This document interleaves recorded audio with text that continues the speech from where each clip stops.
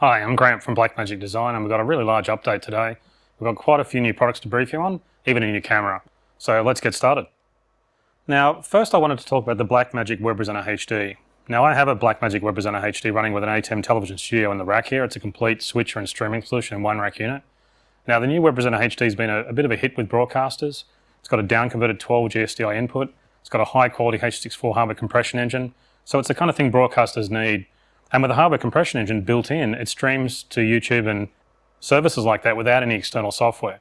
It can do it all internally. Now it's also got webcam support though, so you can connect it to computers.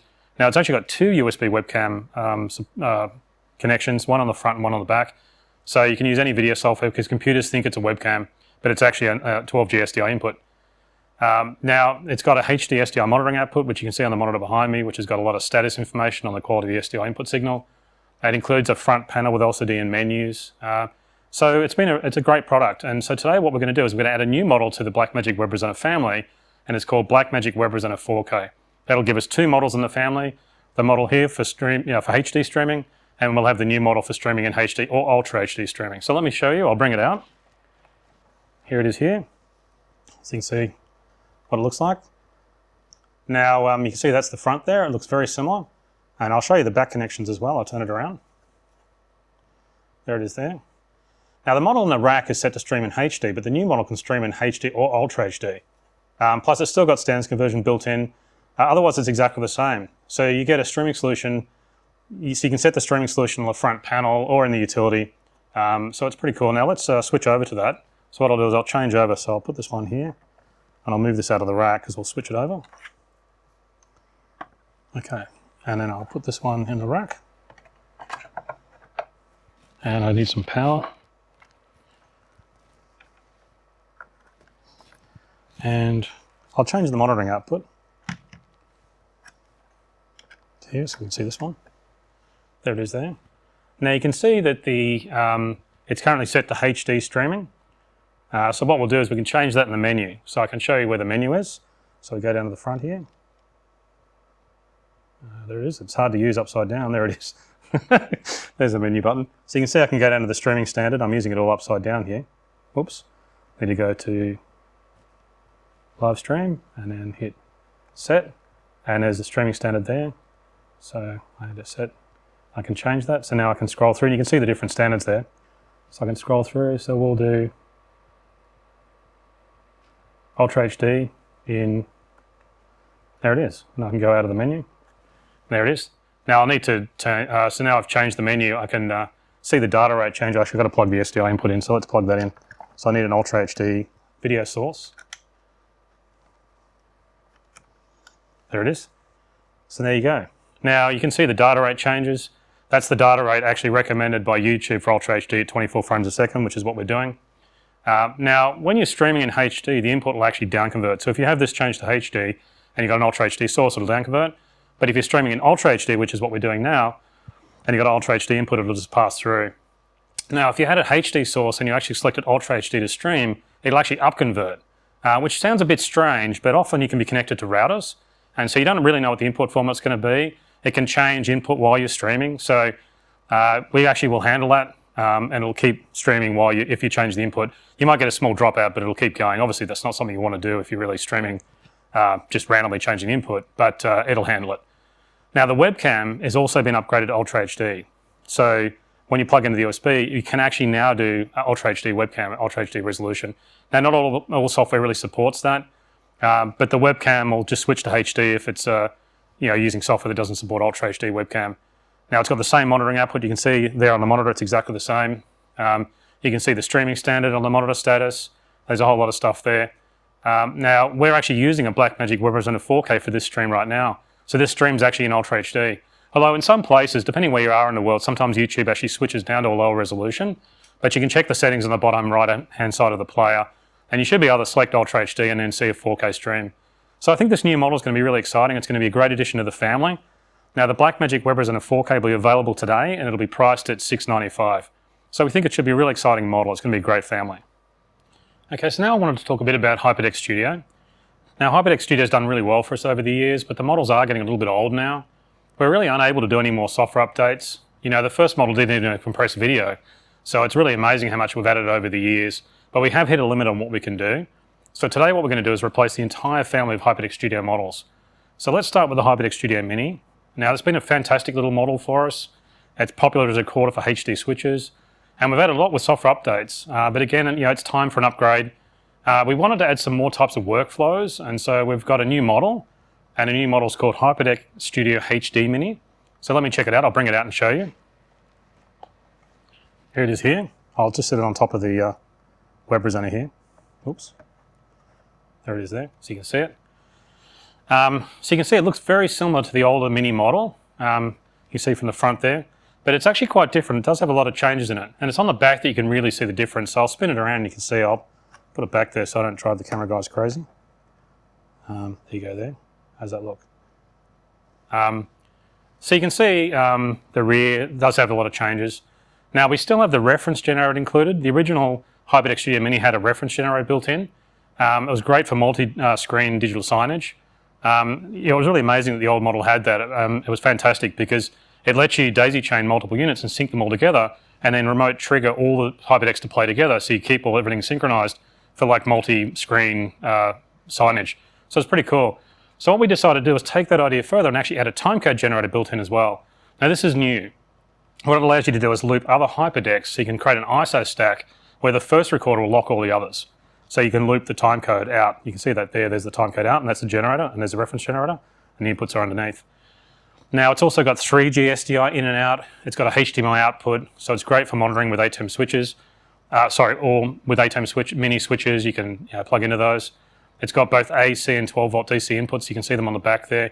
So you can have mains power or battery power. Now another new thing we've done, we've added USB-C on the back for recording to USB disks.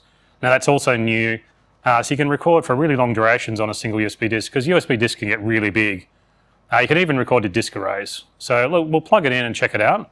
So what I'm going to do is I'm going to replace the streaming recorder here with the HyperDeck Studio HD Mini. So let's do that. So what I'll do is I'll take this out and move it across here and stack it over here. Just get that nice. Okay, so we'll put this one in the rack. I'll give it some power. There it is there.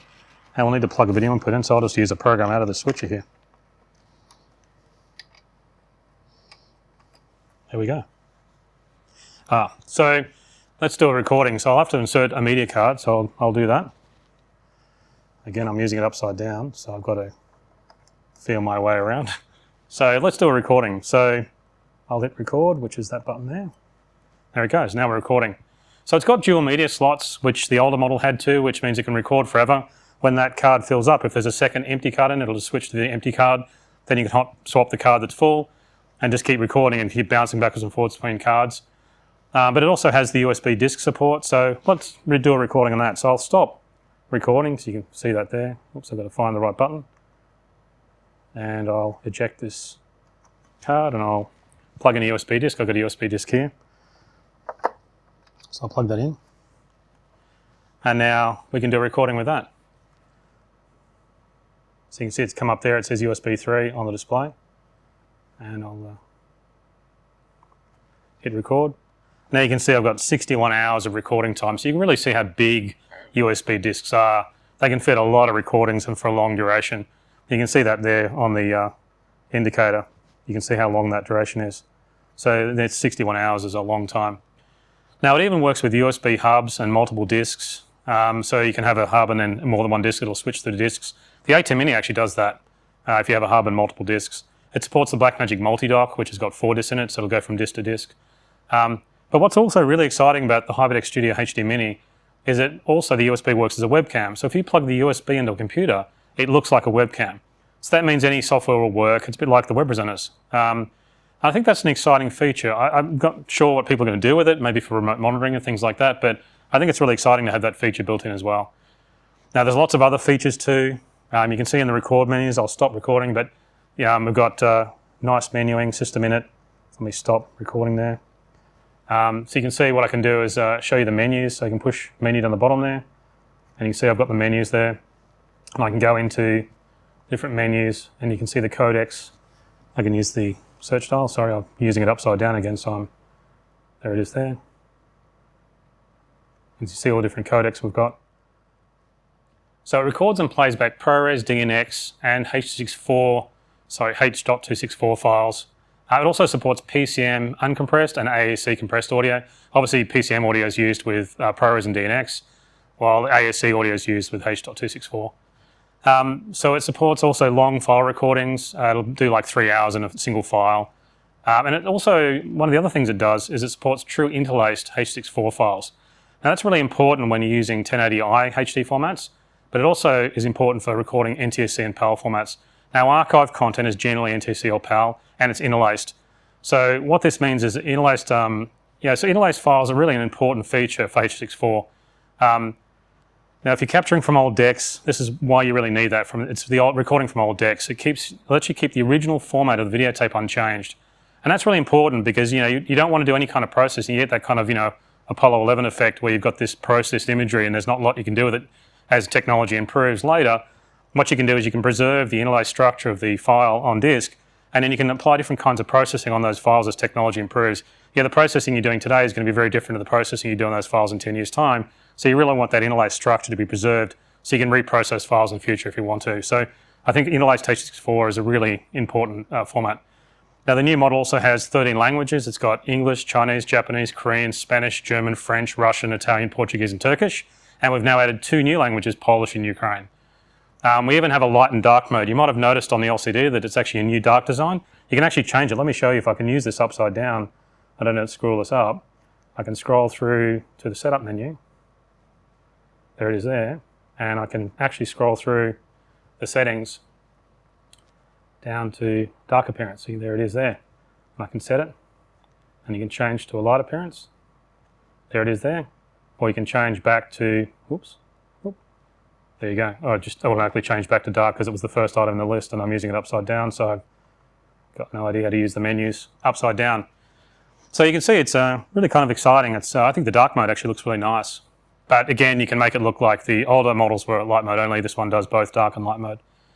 So the big difference, what's the differences between this new model and the older HyperDeck Studio Mini that it replaces? Now this new model doesn't have fill and key outputs like the old model had. And the old model also had 6G SDI, so it could do some low frame rate Ultra HD. So 3G SDI in the new model supports SD and HD formats only, but not Ultra HD. So they're really the two differences. They're probably the two features that are missing from the new model. Yeah, but we think the features we have added are much more important. They allow you to do lots of new things, like the timecode generator and recording to USB disks are really much more useful features. And you can stack decks and then sync them all with the timecode and reference. So it allows that new ISO workflow where you can have a camera connected to each deck and you can have multiple decks all recording and the whole set records in sync. Then you can take those files and use them with multicam software for editing. So it's really exciting. Now there is a couple of other new features in the deck as well. It's the 1G Ethernet that's built in is actually much faster now, so you can do file uploads and deck control. So it's faster to do file uploads. So a good example of this is if you remote uploaded a H.264 file for digital signage, those uploads will be quicker. So it's exciting. So the model, this model is not quite the same as the older model, but it really is an amazing feature set. It's also much lower cost. This new HyperDeck Studio HD Mini will retail for only $495. So it is dramatically cheaper. And this is one of the reasons why we could do that. Plus the HyperDeck Studio HD Mini is available now. So it's a fantastic little broadcast quality player and recorder. It's a really great mastering recorder, such as with the ATEM TV Studio switcher here, which we have in a rack. This is a switcher and recording solution now. It's a perfect ISO recorder now because you can stack multiple units, and also you can link them up and reference them all together and use it for large, multi-screen digital signage. But also with the H.264, you can do long-form broadcast logging, where you're recording a broadcast feed. So it's really a fantastic little recorder. We're really proud of this little model. It's not a low-end model at all. It's a very capable product. But we did think a little bit about the size. If you think about it, HyperDeck Studio HD Mini, if the design does have any kind of limitations, it's actually the transport controls on the front. The front controls are a little too small for tasks such as clip playback. It's just a little hard to use. If you're interacting with a lot, it's a little bit difficult to use. It's basically the penalty of a 1/3 rack unit design. It's a great size because we can fit it in a rack with a switcher like we've got it here, but the space on the front panel is a bit limited. So we thought, what happens if we made it a little bit bigger? And we're actually a little bit shocked when we tried it. Just by going to half a rack width, we can add a lot more features. It's kind of like a sweet spot. We get better transport controls, but we also get space for other things as well. In fact, it totally transforms the Hyperdeck. So we have a new model that's slightly bigger and it's half a rack unit wide. It's called Hyperdeck Studio HD Plus, and let me bring it out and show it to you. Here it is here. You can see it there. You can see really how different it is. Just adding a little bit more width makes a huge difference. What we'll do is I'll look at the rear connections first. I'll move it around. I'll put it down so that way. Actually, let me get rid of this USB disk. And I'll put it down there so that the poor camera guys aren't chasing me as I'm wobbling around talking to you. How's that? I'll place that nicely there. It's a little bit crooked. There it goes. Looks nice. So you can see the connections there. Now, it's got 6G SDI in and out, which means it can record and play all SD and HD formats in H.264, ProRes and DNX, but the 6G SDI supports some Ultra HD. So we can record and play ProRes and DNX in Ultra HD up to 2160p 30. Now, web broadcasters don't often use high frame rates, so 6G SDI is really good for them. Now, even the HDMI connections will do Ultra HD up to 30p. It's only the H.264 that's limited to SD and HD resolutions. And that's why we're still calling the HD model, because not all the formats are supported in Ultra HD, but you do get a bit of Ultra HD, but you get everything in SD and HD, but the 6G SDI gives you a little bit of Ultra HD, but it's still really mostly a HD deck. Now the 6G SDI input has a loop out, which you can see there. Oops, wrong side, everything's upside down. There it is there, loop out. So you can loop out to other video equipment. Now, another new feature of this model is it's got the dual outputs. So the dual outputs allow for fill and key. So you can play back a ProRes 4444 file in HD. It'll real-time convert the alpha channel to a key output in real time. So you get a fill and key on those there. So it's great for live graphics into switches where you can key in the switcher. Now, we also have a new SDI format, sorry, a new H.264 format in this Hyperdeck Studio HD Plus model. It's called H.264 SDI. Now, in these Hyperdecks, you've got H.264 low, medium, and high, and now you've got a fourth quality level called H.264 SDI. Now, normally H.264 is an 8-bit 420 format. That's totally fine for streaming or computer playback. It's really what it's normally used for. However, H.264 is also a fantastic compression scheme. The files are much smaller and editing software is really fast on modern computers. I mean, the computers are so fast now, H.264 is really easy to edit with. So we kind of wanted to make a better version of it. We wanted to capture all the quality in the SDI standard. Now, SDI is actually 10-bit 422, so that's what the quality of the new H.264 SDI quality setting is. It captures 10-bit 422 and gets all the quality from the SDI connection coming into the deck. Now, this is great for archive because, like I was talking about before, the files are much smaller, but they've got every single bit of every pixel in the SDI connection. So it's really good. Now, actually, there is some software that doesn't support H.264 and 422 in 10-bit. So just check the files with the software you're using before you use it on a job. But I do think it's an exciting new format that's going to be really popular. Now, if you notice the back, there is a few other changes, of course. We now have space for an HDMI input as well as the HDMI out. So it's a great recorder for like consumer equipment, but it's also a fantastic recorder for ATEM Mini. You know, you can use it to record ProRes and DNX from ATEM Mini switches. Now most ATEM Mini switches, most of the models have recording for H.264 files. But ProRes and DNX use lower video compression and they're also 10-bit 422. Plus the new H.264 SDI quality setting is also obviously 10-bit 422. So that's also supported. So really adding a Hyperdeck Studio allows these formats to be recorded with ATEM Mini. That's great because ATEM Minis are actually 10-bit 422 switches. There's nothing low-end about an ATEM Mini switcher. They're professional internally. And so they're actually quite high-end switches even though they're small and they've got HDMI connections. So I think this is a fantastic companion for ATEM Mini. Now if you notice on the back we've also got a monitoring output. It's got on-screen overlays. Now these are actually the same overlays that Hyperdeck Extreme has. You'll notice also on the back there's an RS422 remote output connection. Now any button that's pressed on the front panel will be output on the RS422 remote out connection, and any command coming in will also received on the input RS422 connection or Ethernet will be output on the RS422 output as well. So that means you can loop remotes and trigger a whole stack to record. You just press record on one of the Hyperdecks and all the rest of them will go into record. So that's a really nice feature.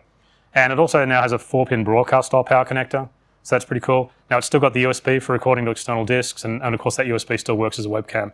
But anyway, let's see how it works. So first I'll plug it in. Now what I'll do is I'll get a Teranex Mini rack shelf so I can sit it on top and it looks really nice. So hold on, I'll just get that and I'll put this here. Then I can show you the front. So there it is there. I'll just line it up. Make it look like a real rack of equipment, and then I'll set it in front. Set it on there. Now I need to add some power. So I've got a power cable here. And we'll also plug in a video input because I'll need a video source. There we go. Now you can really see how it compares to the Hyperdeck Studio HD Mini below it. You can really get a good example of the differences between the two models, and there's not a lot of extra width, but you can see it's quite different. Now what we'll do is we'll plug in the monitoring output so you can actually see a live video feed from the monitoring out. So I'll plug that in. There it is there. Now you can see there's a whole bunch of overlays there. There's a lot of information. You know, there's like media status and time code. You can also see the input format on the monitor. So let's plug an SD card in from the other deck and we'll move it up and then we can do a recording on this one. So I'll get it down here if I can find it. There it is there. Now I'm using it all upside down. Oops, let me feel my way. There it is there. You can actually now see the media status. You can see I've got 6 hours of recording on that SD card. And the codecs displayed, we're actually using H.264 SDI on this one. Now the audio meter's there. This is set to 2 channels of audio, but you can actually, it'll reflect the number of audios channels you've got selected in the Hyperdeck in the setup menu. So if you've got 4 channels of audio selected, it'll show 4 meters. If you've got 8 or 16 channels selected, it'll actually even show 16 audio meters on the overlay, depending on the number of audio channels you've got selected. Now let's look at the front panel controls here. You can see with the larger size, we've got a lot more space for things. So you can see we've got much better transport controls. So let's do a recording.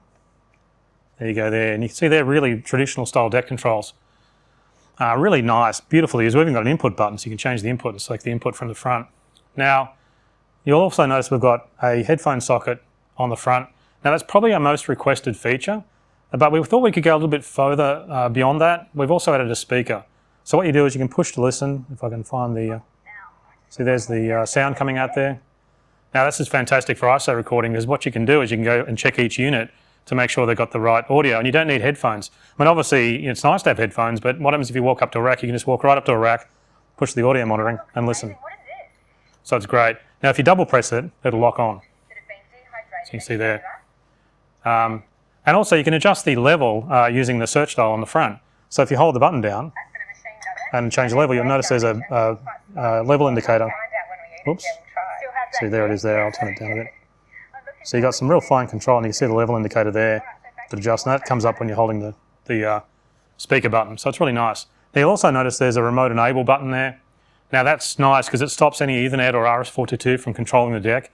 You still get the status back to the software or hardware that's controlling the unit, but it's just nothing can be triggered. And that's really important if you're doing a master recording. The last thing you need is some bit of software or something coming to the deck and stopping a recording when you're actually recording a master. So having a record enable is a really nice feature. Now as far as menuing go, it's got the same menus as the mini model. So let me stop recording and show you that to you. Oops, if I can, again I'm using it upside down. So you can see the menus there. See they're the same menus that we have, and you can see, you know, oops, wrong side. There you go through there. Probably should have spent more time doing learning how to use it upside down. So it's got all the features of the mini model plus a whole lot more. I'll get out of the menu. Now what I want to do is show you how you can record using multiple units. Now I talked about this feature with the Hyperdeck Studio HD Mini, but all the Hyperdeck Studio models will now be able to do this. So what I'll do is I'll bring out a second model, I'll connect some power, and I'll place it next to the unit that we have here, and then you'll get 2 channels per unit. So here's a second unit. Let's see if we've got a card in there. So what you get is basically full redundancy with the 2 units in there. So what we want to do is we want to loop the timecode and the reference from this unit to this unit so they work together. So what I'll do is I'll plug in my power and timecode, which I forgot to do. I've got a second video source here. Getting a little bit tangled. There you go. Should come up. And what I can do is I'll loop my timecode and my reference. So on the back, I've got reference out and timecode out, and I'll just loop those.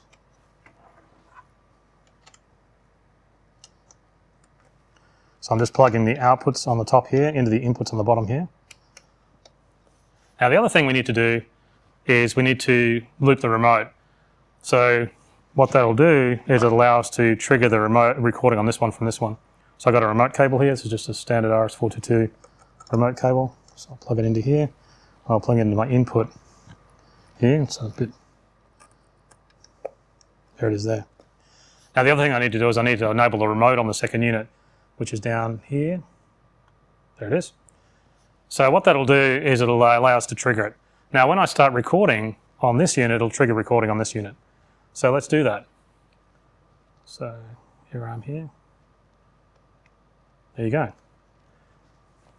Now you can see that they're both recording and they've both got matching time code. So you can see them there. So this is really nice. The first unit is sending reference and time code and remote to the second unit, and it propagates up through all the decks in a chain. You can add more hyperdecks. You just basically add them and for as many channels as you need. Basically one for each camera. So this will be recording two cameras. You could add more. And then you can use any editing software that supports multicam to edit them. Of course, large broadcasters have so many channels that sometimes they'll just use a distribution amplifier and send their master timecode and reference straight to the decks. Because, if you have too many decks, then you'll start to get some propagation delay. But really, it's fantastic for small setups. And, one broadcaster we know had 71 different HyperDeck studios at the same time. They had racks of them. So it's really amazing how big some of these can get. It's incredible.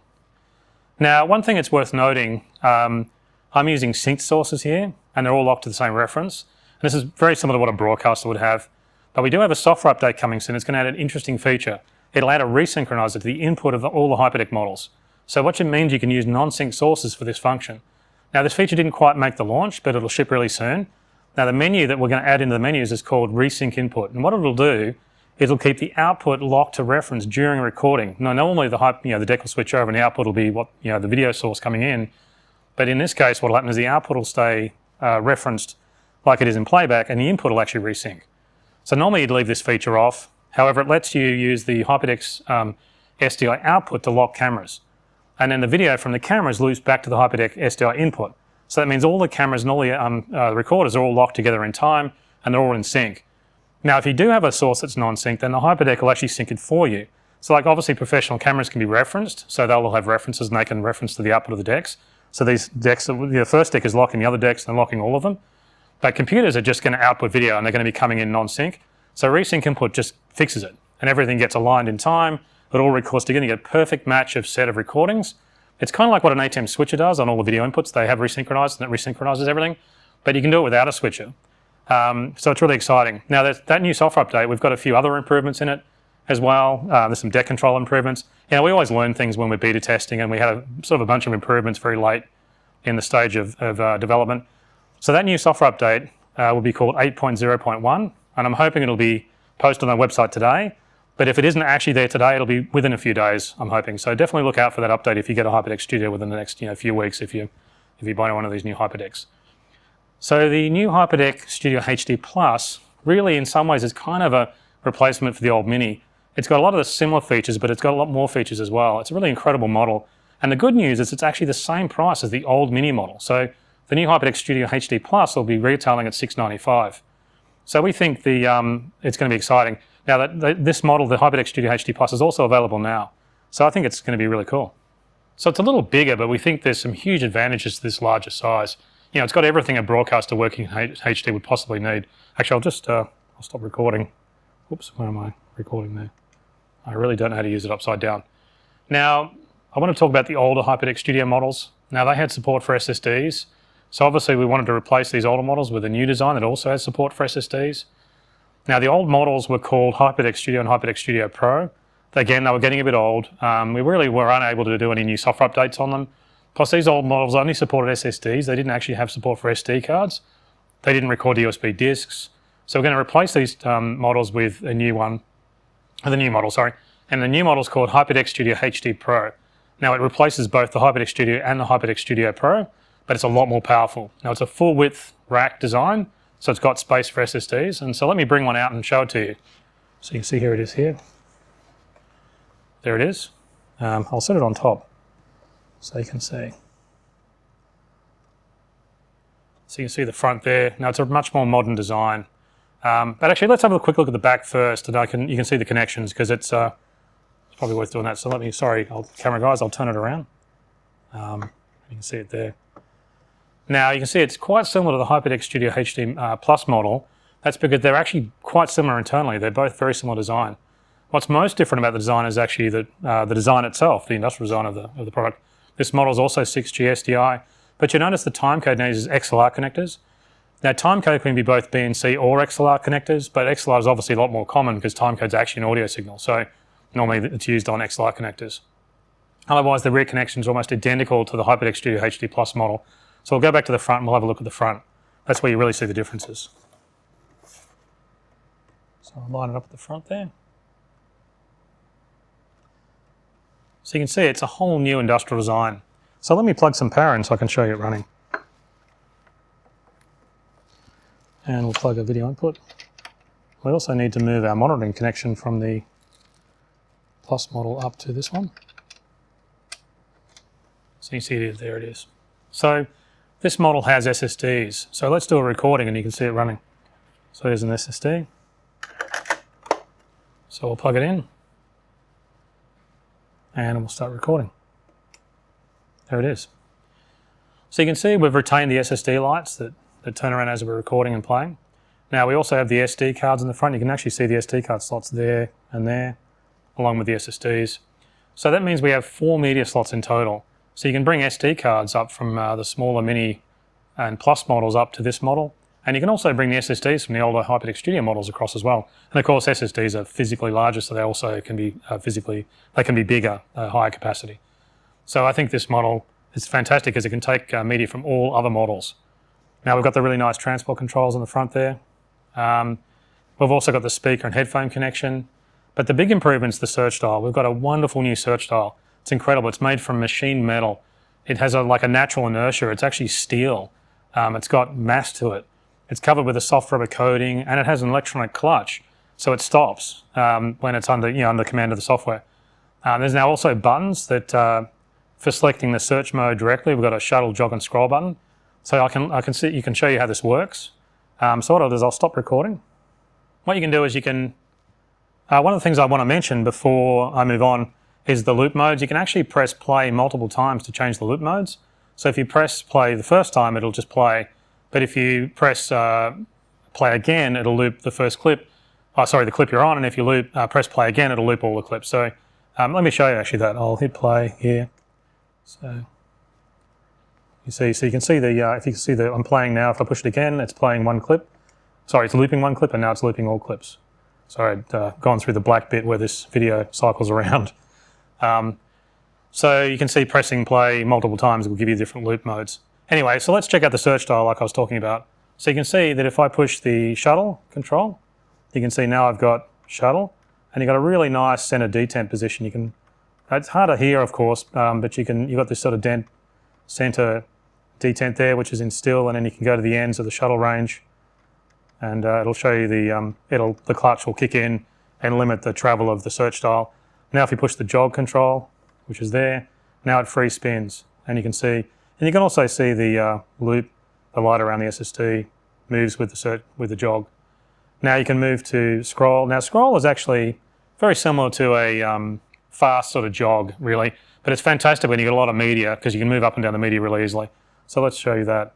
So you can see you can go to the end, and when you hit the end, it's a bit hard to hear that, but if I hit the end, so I'm hitting the start there, the clutch will kick in when you get to the start of media and actually stop the playback. So it's really cool. Now the menus also work with the clutch. So if I go into the menus, which I've got my menu button there, and so you can see that as I'm moving through the menus, the clutch will actually kick in. So it's really nice. It's very fast to use. That's kind of a nice feature. I'll get back out of the menus. That's a really nice feature because sometimes if you've got a setting down the end, you can run all the way down the end, the clutch will stop, and then you can just back a few steps, and it makes it much faster to get to the menus. So the new HyperDeck Studio HD Pro will replace the older HyperDeck Studio and HyperDeck Studio Pro models, but it's actually going to be the same price as the old HyperDeck Studio, so it'll retail for $995, and it's available now. I think it's a great replacement because it's got so many more features. It has a much better search dial. It's got both SSD media and SD card media, and obviously when we say SD cards, we also mean UHS 2 cards, because all these new HyperDeck Studios actually also support UHS 2 cards on the SD card slot. Now the new models got H.264, ProRes and DNX file formats, as well as the new H.264 SDI format, which is 10-bit 422. It's got a dedicated monitor output with on-screen overlays, It records to USB external disks. It's got the faster 1G Ethernet for fast file uploads. It's got the reference and timecode generators built in. It's got the RS422 deck control output for triggering other decks. The USB will work as a webcam, so you can use any software on computers. It's got both HDMI in and out, and it also has better industrial design. So we're really excited by this model. We think it's a much better model than the older model it replaces, so it's pretty cool. But it does leave the HyperDeck Studio 12G model it needs replacing. The HyperDeck Studio 12G was the top model in the old HyperDeck family. However, it didn't do H.264. It didn't have a lot of the features that the new models have, like SD cards, for example. So today we have a fourth new HyperDeck Studio model. It's the new top of the family. It's called HyperDeck Studio 4K Pro. It's an extremely powerful full Ultra HD design. So let me bring it out and show you. Here it is here. So you see how it looks. It basically looks exactly the same as the HyperDeck Studio HD Pro. And it has the same connections. I'll show you the rear. There it is there. Now, the SDI connections are 12G SDI in this model. Internally, it's actually very different, as the electronics are completely different because it's Ultra HD. So I'll go back to the front. So I'll put it there and line it up a little. So it looks a bit better. Now, from the front, it actually looks exactly the same as the HD model because it works exactly the same way. So it's pretty cool. Now, let me plug it in and I'll show you how it works. So.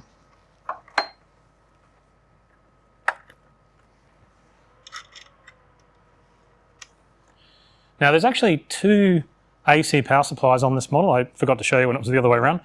There's two AC power supplies with two independent AC connections for redundant power, and there's still actually the XLR DC input as well. So there's actually three different power inputs on it. So you've got really good redundant power. I'll move the monitor connection up to this model. So obviously the really big feature of HyperDeck Studio 4K Pro is Ultra HD support. So it does H.264, ProRes and DNX in all SD, HD and Ultra HD formats. But it also has H.265 support. So what actually happens is the codec changes depending on the video standard.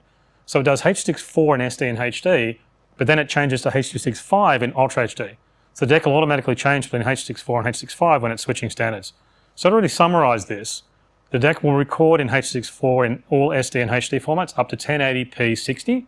Then it'll record and play in H.265 in all Ultra HD formats up to 2160p 60. So of course it still has ProRes and DNX in all SD, HD and Ultra HD formats up to 2160p. And it also has the dual-link outputs, the dual-link 12G outputs. So it'll play back a ProRes 4444 file with fill and key in all formats up to 2160p 60. So you can even do live graphics with fill and key in Ultra HD at high frame rates. So let's play back some video and I'll show you it working. So there it is there. Let me hit play. So still looking at the card. So it is there. So I'll leave it playing on loop actually. So you can see, there it is playing Ultra HD. In fact, I forgot, I'll show you the shuttle and everything still works. Perfectly fine. That's all Ultra HD native now. So I'll go on loop. So it's wonderful, I'll leave it playing on the monitor because it looks great. So there's also one of the aspects I want to talk about with the H.264 files. Now this HyperDeck Studio 4K Pro will actually play back rendered files from computers in H.264. Now the other models won't play H.264 files from computers sometimes. It really depends on the software that was used to create the files.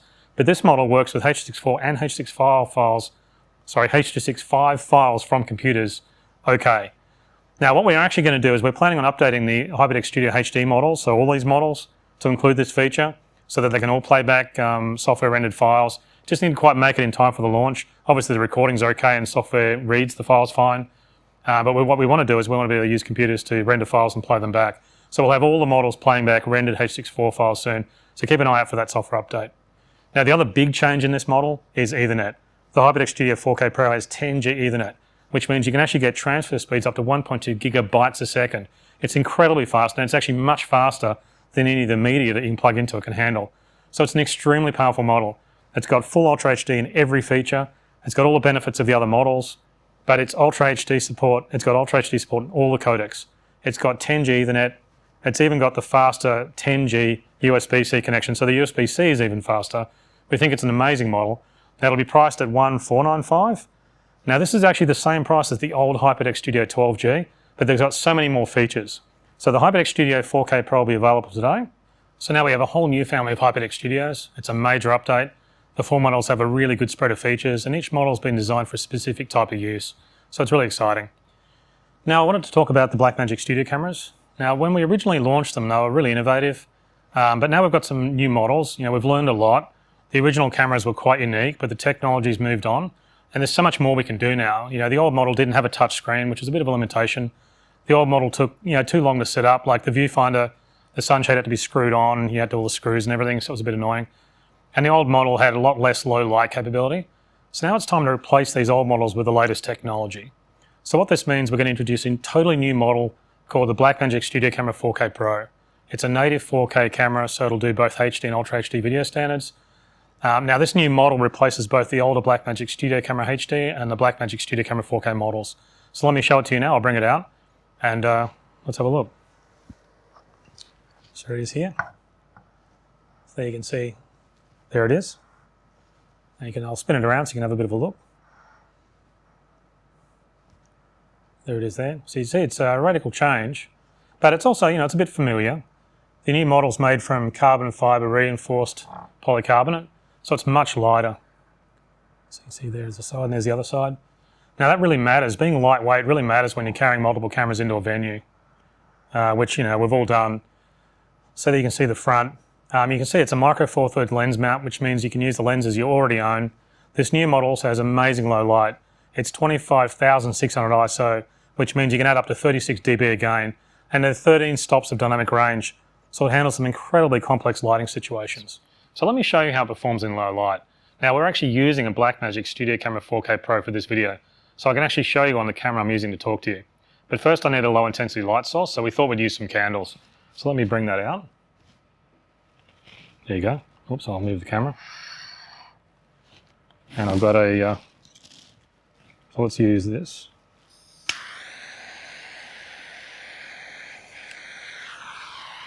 I would have loved one of these to play with when I was a kid. Now, if we could turn off the studio lights, and we'll have to add some gain, wind the gain up on the camera. So if you guys could wind the gain up, you get a feeling for what the camera can do in low light. So that's 36 dB again, of course. It's amazing you can actually run the camera that high. There's a bit of noise at that gain setting, but I might have to tweak the color temperature a little bit, but you can see, I have to make sure the iris is open as well.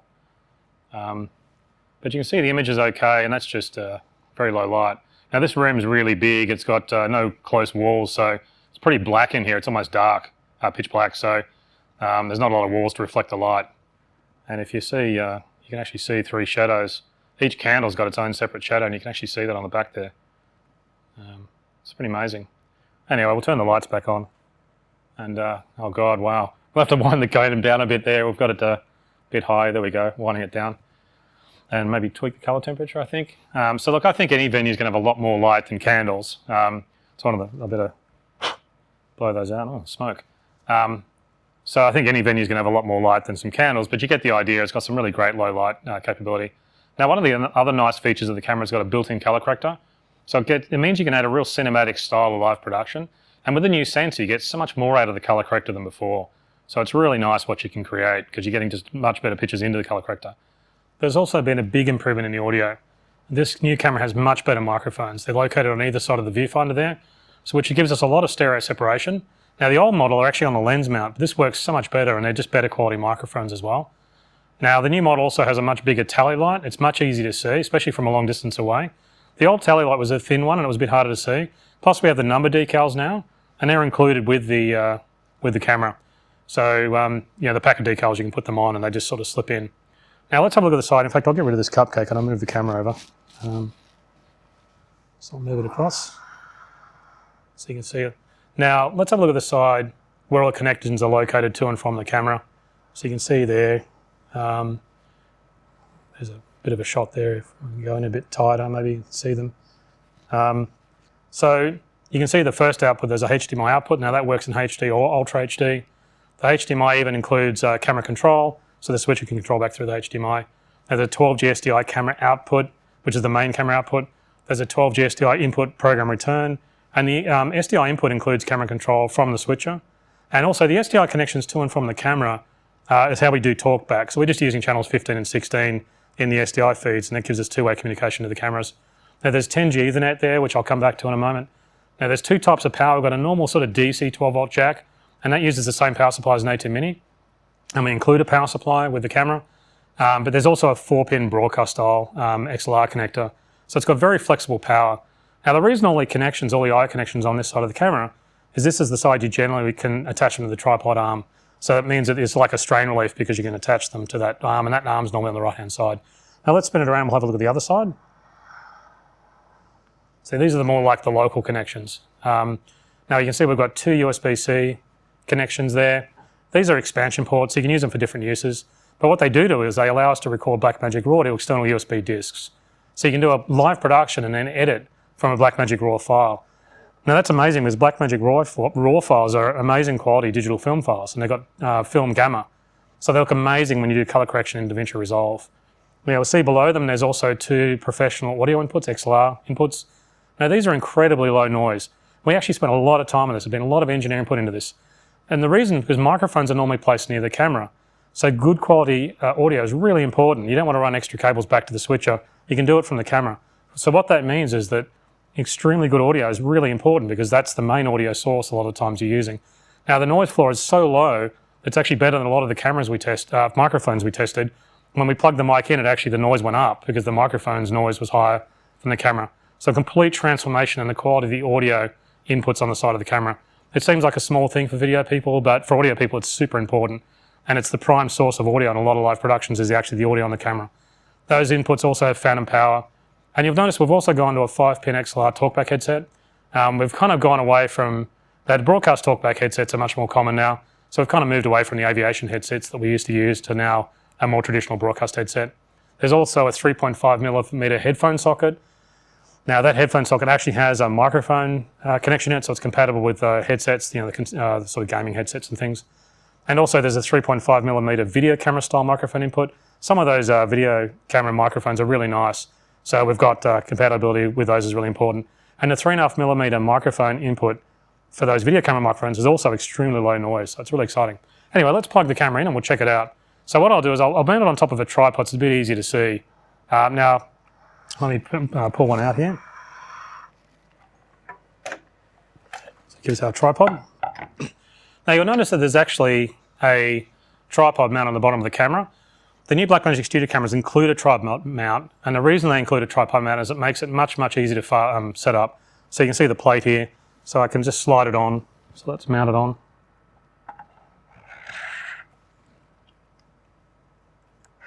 There it is there. Now this mounting plate that was on the tripod actually also comes with the camera. The whole assembly here, the mount and the plate come together. Now you'll notice that there's some holes in here for rail mounts. Now that really helps if you want to add a prompt or a matte box or something like that. So let's add a lens. So I'll take the lens cap off. And I've got a lens here. But look, I'll show you, yeah, you got a shot there, that's a good shot. So I'll show you, you can see the lens there, sensor there. So there's the lens mount and the sensor. So we'll add a lens.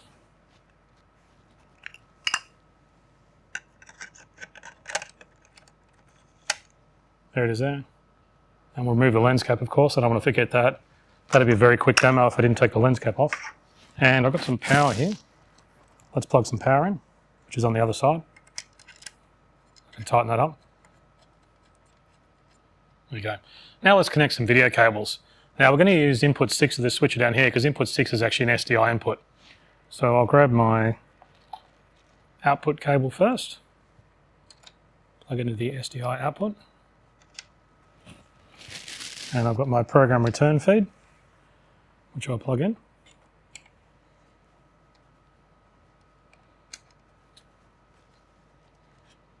There it is. So there we go. Now let's turn on the camera. There's a switch on the back there, you can see it, there it is. Now, it's come up with the tele light, so I can put that on air. At the moment it's set to preview, so if I come across here, oops, I'll move my USB disk out of the way. I can put that on air, so you can see it's off, and then it's on preview, and then I can bring it on air. So you can see the tele light. You can see not only the preview, but you can also see the when it's on air. So it's really nice. Now the decals in the number can be changed. We put it on 6 because we're plugged in input 6, and the decals are included. So you just sort of pick your finger and then you can pull them out. Now we can also work with the 5-pin TalkBack headset, which we have a headset here. That just plugs into the side. I won't plug that in, but the normal broadcast headsets work. Now let's have a look at the back of the camera. If you can swing it, I'll swing it around so we can show the rear from the side. There it is there. So you can sort of cut to the side view there. Now you can see the viewfinder on this angle, and the sunshade actually folds up. So what I'll unfold the sunshade, you can see it there. See the sides come out, and there it is. See, it looks really cool. Now this speed of setup really drove the design, and this sunshade's much faster to set up. Everything about the design was really about speed and speed of setting up.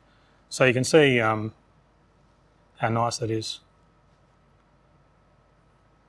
So you see there with the sunshade. It's really cool. It's a much nicer design than what we had before, but it also protects the screen. It just folds up and the camera's ready. Now we've got a large 7-inch viewfinder on this one. It's also a touch screen. I'll pan it around there a bit so you can see on that side camera.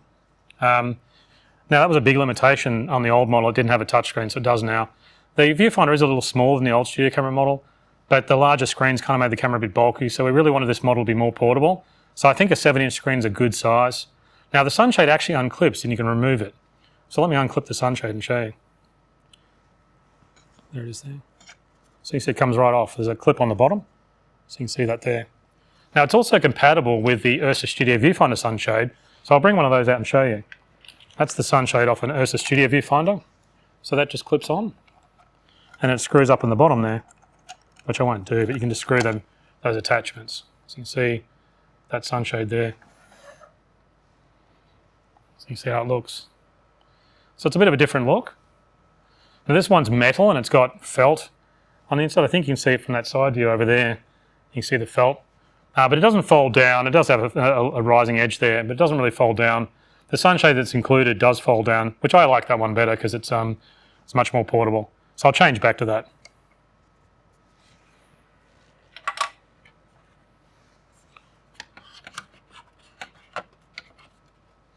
It is clipped on. So now you'll also notice that we've got handles on the side. It's probably a better view there, isn't it? From the side there. You can see we've got the side handles. Now they protect the screen and all the controls because they've got knobs there. And you can also rest the camera on the handles when you're changing the lens. That's really nice. Now let's check out some of the controls. Now, it's actually a little bit similar to the Ursa Studio Viewfinder used on the bigger cameras. So you can see how it works. So I'll move it over there. You can see the controls. So you can see there they are there. So I've got brightness and contrast, which we can change. And there's also 2 ways to rotate these knobs. They're really nice. You can use 2 fingers like that, but you can also actually use your thumb from the side, which I quite like doing. Now there's also a focus peaking on an adjustable knob, so it's much nicer because you can adjust the focus peaking as you're zooming around. So the bottom knob here is the focus peaking. Let's bring that up. So you see there it is there. In fact, I'll autofocus. Oops, let's zoom. So I can get some. There we are. So you can see the adjustable focus peaking. That's really nice. Now, we've also got a program return button, which is up here, which is funny because it's actually the same source as we're sending to the switcher because we're on air. So you're actually just seeing it come back. And we've also got an F1, F2, and F3 button down the bottom here, and they can be programmed to anything. The knob up here is actually an iris control, so it's a local iris control. And we've got these pre-programmed. The F1 and 2 and 3 buttons are programmed to zoom, for autofocus, and auto iris, but you can change them to anything. Now, there's also touchscreen buttons on the LCD. These are very easy to use. So what I'll do is I'll take off the sunshade so you can actually see these better. So you can see that there. So you can see a bit of a better view. There's lots of on-screen controls. You can just push the different buttons. You've got shutter angle that comes up.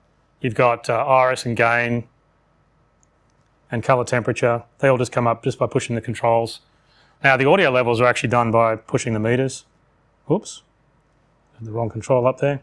So you just touch the audio meters, you can bring up the audio controls there for audio levels. And if you want to access the main menus, you just push the menu button. And the menu button's the one up the right here there. There it is there. You can see I've got record settings, monitoring, audio, setup. And also the good thing is the presets can be saved. There's the presets there. You can save and you can generate and save presets onto USB thumb drives and copy them between cameras. You've got lookup tables. Lookup tables can also be saved and shared between cameras. Plus also you can actually load 3D lookup tables from DaVinci Resolve, which is really nice because you can actually save a color grade as a lookup table on DaVinci. Now it includes an RGB histogram, if you can see it on the bottom there. Now the great thing about an RGB histogram is you can see clipping in any specific RGB channel, which is really nice. And you can see as I change the camera gain, you'll see the histogram move. Now recording's really easy. There's an on-screen record button, which you can see down there. Now I'll plug in a USB drive so we can actually do a recording. There it is there. And now you can see the, whoops, didn't have it plugged in. Now you can see the discs come up and I can just push record. There it is. Now it's recording a Blackmagic RAW file to the disk. Now if you've selected video or extended video gamma, now that'll be saved into the file, but it's only metadata. It's not actually burned in. The files are always film gamma, which means you can keep that look. I mean, obviously when you open up those files in DaVinci Resolve, it looks great and you keep that look. Or you can turn it off and do a color grade. And these files look really incredible when you're doing a DaVinci Resolve color correction on them. So it's fantastic. Anyway, I'll stop that and remove the disk. So you can see it's really how much power this camera has. I'll put the sunshade back on so it kind of looks nice. We think it's going to be really exciting. Now the Blackmagic Studio Camera 4K Pro will be priced at $1,795 and it'll be available starting today. So I think it's a really nice replacement for the older studio camera models and it's just so very nice to use. Okay, so now let's talk about lenses. Now on the original model of studio camera, some people wanted to use B4 broadcast lenses, but they're really a bit big for a compact camera like this. So we have the Ursa broadcast cameras for those lenses. So we thought a lot about lens options for this camera and it turns out photography lenses are very good. They're mass produced, they're actually made very precisely. Also, they're very high resolution, that's because they're used in photography. And they're almost parfocal. So we feel B4 broadcast lenses are really wrong for this camera. We think we can make photography lenses work. And the solution to that is all about control. If we can control a photography lens better, then we get broadcast lens features. MFT lenses aren't really quite as precise as B4 lenses, but not by very much. MFT lenses are not parfocal, but they're so well made, they're actually pretty close. So the solution here is all about lens control. If the way to make a photography lens into a broadcast lens is just to control it better. And that's what we've worked on. So we have a wonderful way to control the lenses on the new studio cameras. And we've really gone big on this. We've put a lot of engineering into it. So what we've done is we've developed a new focus and zoom demands for the studio cameras. Now let me show you, I'll bring one out. So I've got one over here. I'll move the camera over a little bit so we can see. So you can see there's the, I'll move this USB drive out of the way. Got my cupcake down there. So you can see there it is there. So this is the focus demand. So you can see it's a very professional unit. It's very similar to expensive control, so it's very familiar to broadcaster users. It rotates beautifully smoothly. It's got a nice rubber coating, so you see there. And it's got 2 USB connections, so you can see them there. That's why the camera has 2 USB connections. You know, you can use external focus while you're recording to a USB disk, so you kind of need 2 USB connections. So let's mount it on the camera so we can check it out. But the first thing I'll need to do is I need to add a second arm to the tripod, so I'll do that. So I've got another arm here. I'll put it onto the tripod.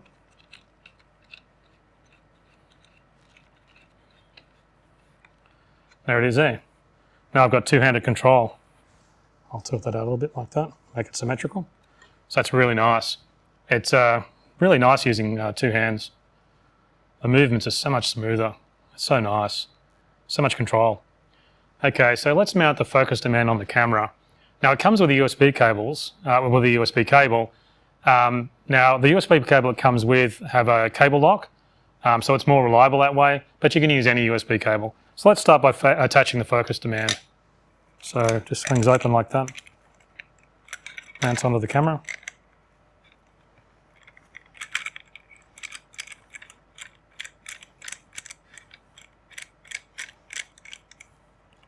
Oops, we'll lift it up a bit.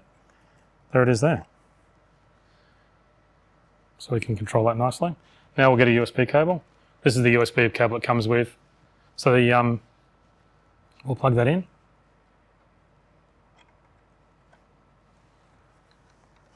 I'll wrap it around the hand a little bit and plug it into there. Okay, now I can focus the camera. There it is. So I'll move the camera across so we can get a shot from the side. So you can see there. So you can see the focus peaking. So you can really see how nice it is. I'll turn the focus peaking up a bit more so you can see it. So you can see how you can focus through that range. So you can see the control is really nice. It's quite precise and it's very easy to use. It's pretty cool. And it's so nice to use, you know, I don't have to reach around to the lens, I can keep my hands on the tripod handles at all times. I can focus, it's really nice. Now, a lot of MFT lenses actually have power zoom. So what this means is it'd be good to have a zoom control, and we do have that, we've designed that as well, and it's called the Blackmagic Zoom Demand. So let me bring that out and I'll show you as well. I'll move the camera a little bit there. So here it is here. So I'll move the camera that way. So you can see there it is. So you can get a shot of that. It's got the mounting hardware on the side of it. So you can see it's really high end. It's got the main rocker here. It's very smooth through the zoom range. See there, you can use it with your thumb. There's also buttons located around the control, and you can locate them by feel, and they can be programmed for different functions. There's a really big one for the rocker there that you can use with your thumb. And that's normally programmed for the VTR, but you can change it. There's also a zoom knob, a zoom speed knob here. There's two buttons below that work with your fingers. So when you're holding onto it like that, you can access them with your fingers. See there? You can see those there and there. And again, they can be programmed. And there's also two buttons on the side that you can use with your fingers. There. And there's actually another one on the other side. So you can use it either left or right-handed, depending which side of the camera you want to mount it. So there's those lower buttons there. Now all these controls can be customized. So let's mount it on the handle. And the mounting hardware, like I was saying, is included. So it'll, and they use a standard rosette. So that's a rosette, standard rosette on the side of the controls. So you can use any custom mounting really. So let's mount it onto the camera.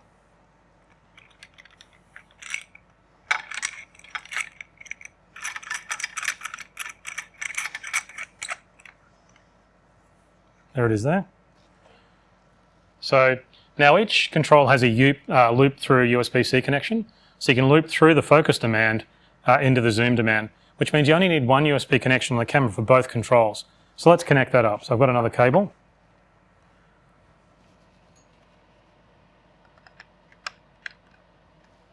Oops.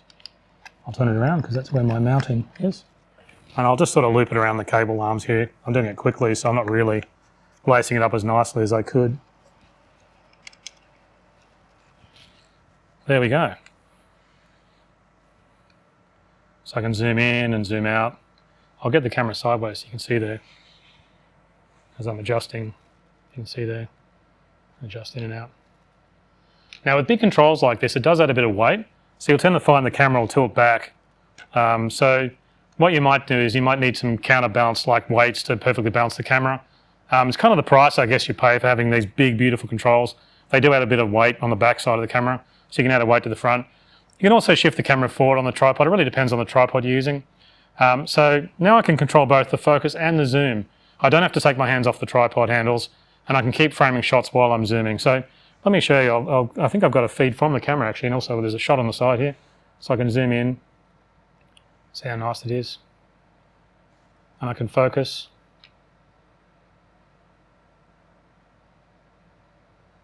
So precise. Whoops. There it is. And zoom back. You can really see how nice it is. You know, you can still see it's in focus. It really shows you how good these lenses are. It feels very much like a broadcast lens. You know, once you've used a camera like this, it's a complete revelation. It's actually impossible to go back to a regular camera. It's just awesome. So I reckon these will be pretty popular. They're really nice. The focus and zoom demands, they're not available today. We're still waiting for a few parts to arrive, but they'll be available in a few months. Now the cost of the Blackmagic Focus Demand will be $245, and the cost of the Blackmagic Zoom Demand will also be $245, and you'll be able to buy them separately. That's nice if your lens doesn't have powered zoom. You can just get the focus demand by itself, or if the lens control is being done remotely, of course you don't need local controls on the camera. Now we've recently done a software update to the ATEM camera control panel, and that actually adds zoom and focus control to it. So the external switcher side control is getting even better all the time. So it's really exciting. Now there's really only one more way these new studio cameras could be better. The cables to the side of the camera are a bit of a hassle, these camera cables here. In some venues it's really hard to run cables to cameras. You might want to use the building's network, for example, and there might not be any power at the camera end, and that's quite common. This is why the SMPTE Fiber workflow is really so nice. All the video on the camera powers on the one cable, but the problem is SMPTE Fiber cables are really expensive. So what we did is we added a copper 10G Ethernet port to the side of the camera. It's like a SMPTE Fiber style workflow, but it's much lower cost Ethernet cable instead. It's professional, but it's also affordable. So you can do the whole camera with just one cable. But we do need a converter. We've got to convert back to the video world, so we've got a converter for the other end design for that. The name of the converter is called the Blackmagic Studio Converter. And let me bring it out and show you. Here it is here. Let me swing the camera around a little bit so that it's not in the way. There it is there. So you can see there's the converter there. Now this converter has a massive power supply in it, so it powers the camera. It's also got 12G SDI camera feeds, 2 program return feeds, you see on the back there. Now one of the program return feeds is for the viewfinder on the camera when you push the program button, but the second return feed actually overrides the HDMI on the side of the camera. So if you plug in the second program return feed on the back there, it'll actually output that video on the HDMI output on the camera. Now normally that HDMI outputs the camera video, but in this case it will be overridden. And the reason that's good is for teleprompters. So you can plug your teleprompter source into there and then get it out onto the front of the camera, which is really nice. So let's plug everything in and so you can see it working. Now first what we need to do is we need to unplug our SDI connections from the camera and plug them into the converter instead. So let's do that. So I've got my main program video out. Oops, just banged into my HyperDeck. So I've got a bit of a cable mess here, so I'll plug that into the top connector. And I've got my program return feed here. I'll plug it into program return feed number 1. There we go. Plug the converter in with the SDI. Now I need to plug in some power the converter. There it is there. Now I'll unplug the camera power as well, so let me get rid of that. Now the converter is all set up and running. What we need to do now is plug in the camera. So we need to get an Ethernet cable to do that. So I'll get an Ethernet cable and I'll plug it in. So I'll put that there, and I've got a nice big Ethernet cable here. So what I'll do is I'll plug the one end of the cable into the converter, and I'll plug the other end into the camera, and I can swing it around and show you over there. So if you can see that shot there, there you go. The camera's come up. So you see that there. Now you can see I've got one cable connecting to the camera, and it's running on this single Ethernet cable. Talkback, tele, camera controllers, all via this one cable. So you only need to run a single cable in a venue. You can see the camera feed and status on the front LCD. There's also a speaker and headphone socket on the front of the converter. That's really nice for verifying the audio on the camera from the front of the converter, especially when it's mounted on a rack. So this is very fast to set up and it's really simple. So the Blackmagic Studio Converter will be available in a few months' time, but we wanted to show it to you now so you can get an idea of what the whole workflow. Now it'll be priced at $895. It's basically as powerful as our Blackmagic Studio Fiber Converter, but it uses copper Ethernet cable and not the more expensive SMPTE Fiber cable. So it's much lower cost, but the workflow is exactly the same. It's really only limited by the 10G Ethernet cable lengths.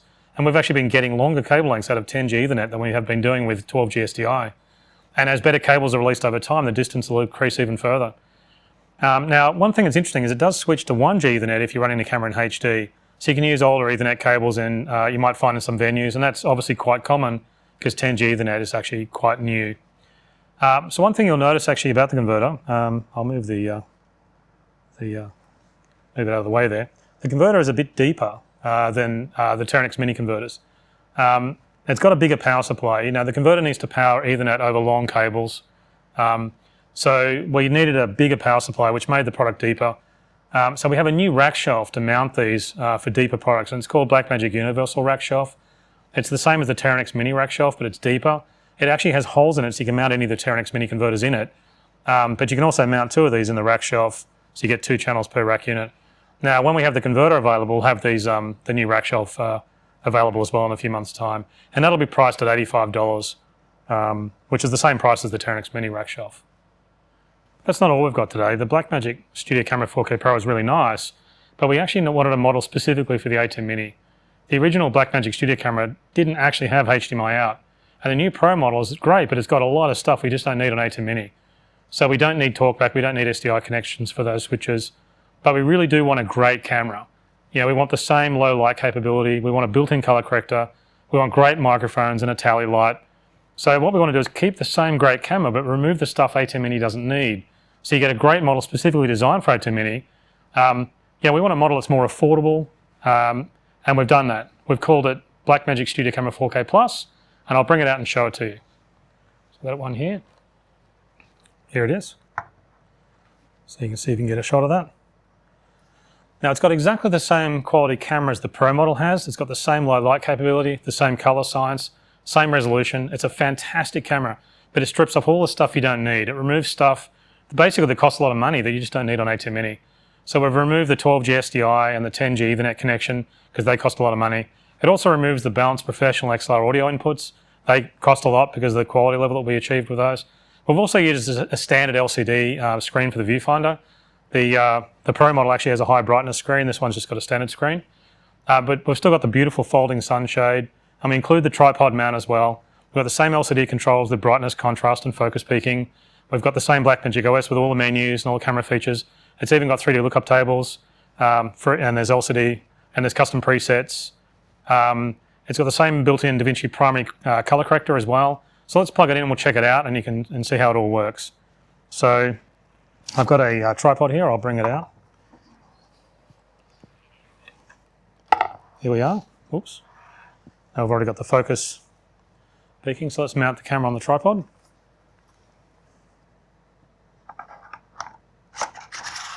There it is there. Lock it down. Now it works with the same focus and zoom demand, so let's plug everything in. First we need some power.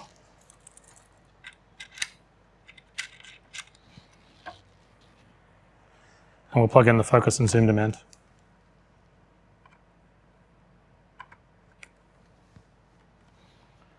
Right. Now we have an ATEM Mini that I can bring out. There it is, I'll hide it down the back here. And then we'll plug the HDMI in so we can use the ATEM Mini to connect to it.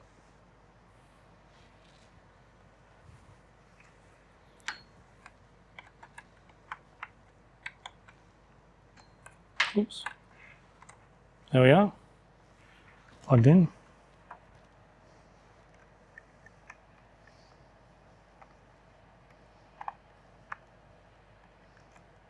There we are. Now this is a 4K camera, so the HDMI is actually Ultra HD, but it'll detect the ATEM Mini's plugged in and it'll switch to HD, so we don't have to really do anything. So let's turn it on, we'll lift the sunshade up. There it is there. And we'll turn on the camera. There it is. Actually, it's already on. So nice. So what we'll do is we'll put the ATEM Mini to air. So you can see there's the HDMI cable. So the tally light works via the HDMI cable. So you get video, but you also, the switcher talks back through the HDMI cable to the camera. So I can switch between inputs. Now I've got it on preview. So if I cut, it'll go on air. If I cut away from it, it'll go to preview. And I can go back on air. So you can see it's really nice. You can get the same framing and focus. It's really nice. Got focus there and power zoom.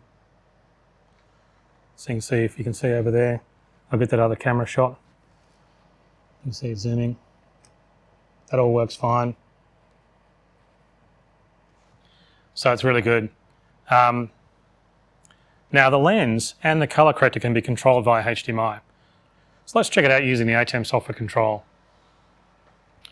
So down here I've got a computer that's actually connected to the ATEM Mini via USB. So the ATEM software control over here is talking to the switcher. In fact, I can do some cuts. You can see the tally light going on and off because now I'm controlling the switcher from here. So if I go to the camera page, this is where my camera control is, and it'll talk back from the HDMI to the camera. So I can do some iris control. So you can see it there. It's pretty cool. You can see that shot from the viewfinder.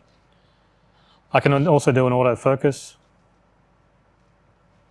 I can do color tint. So I've got, oops, didn't grab it well enough. So I can do all sorts of funky color tints. So that's controlling the color corrector in the camera. So I can even change the gain remotely from the A2 Mini in the interface here. So I can go in here and adjust up a bunch of gain. You can see the gain on the camera is getting higher. I can set it back down again. Oops, I've got negative. There you go, that's 0. So you can really see how the control's pretty much exactly the same as the Pro model, but it's all being done down the HDMI cable. Now the camera number doesn't need to be set on when you're using HDMI because it's automatic. It knows if you're plugging in input 1, it'll then control it as camera number 1. Otherwise, it's really similar to the Pro model. So you can get, even get some really long HDMI cables now. So you can actually get the cameras a good distance away from the A2 Mini. It's a really nice workflow. And then of course later you can add a HDMI to SDI converter to convert the camera to SDI if you're using larger switches that run with SDI. So the Blackmagic Studio Camera 4K Plus will be priced at $1,295 and it'll be available starting today. So that's about it for today's update. I think there's a really wonderful combination of live production products.